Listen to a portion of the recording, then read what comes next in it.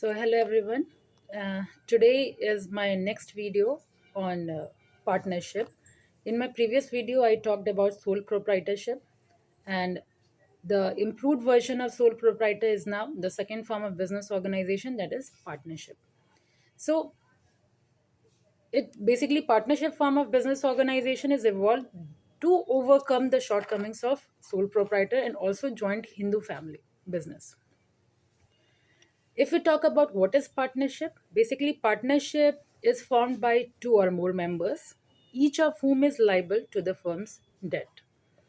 So two or more individual may form a partnership by either make written or oral agreement stating that they will carry on a business jointly and will also share the profit. And a partnership is therefore a group of person who have contributed the capital for setting up some business.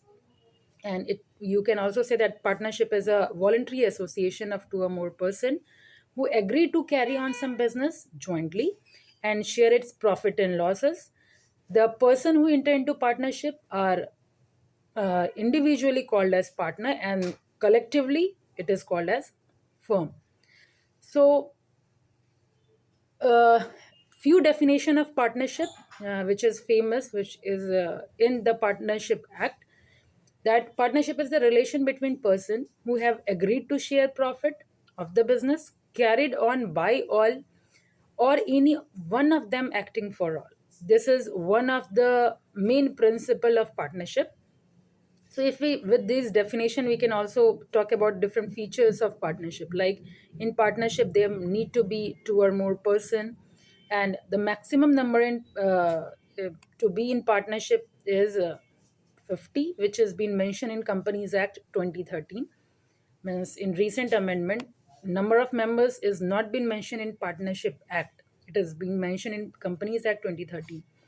Other than this, partnership is a agreement, because partnership is the outcome of an agreement between two or more person, and the relation of partnership arises from the formation of the contract, and not from the status of the birth as we have in joint Hindu family.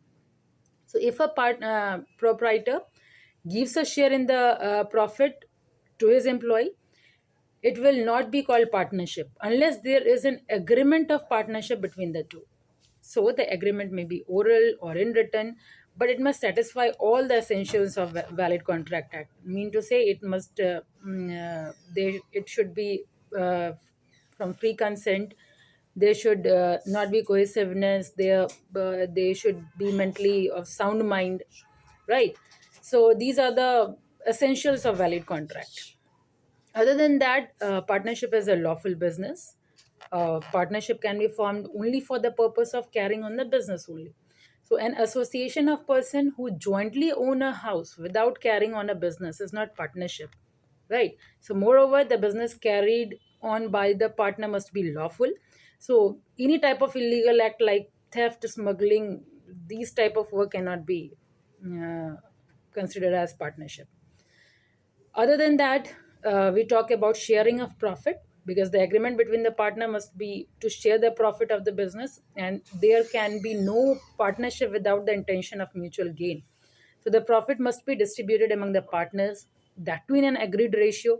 Similar losses should also be shared among the partners. Other than that, we talk about mutual agency in partnership. So partnership business can be carried on by all the partners and by any of them acting on behalf of the other. So every partner is an, you can say, implied agent of other partner and of the firm, and each partner is liable for act performed by other partners on the behalf of the firm. So there should be an utmost good faith, because in partnership one partner can bind the others by any of his acts any of you can say act performed in the normal course of business. Therefore partners have a duty to observe utmost good faith in the business dealing.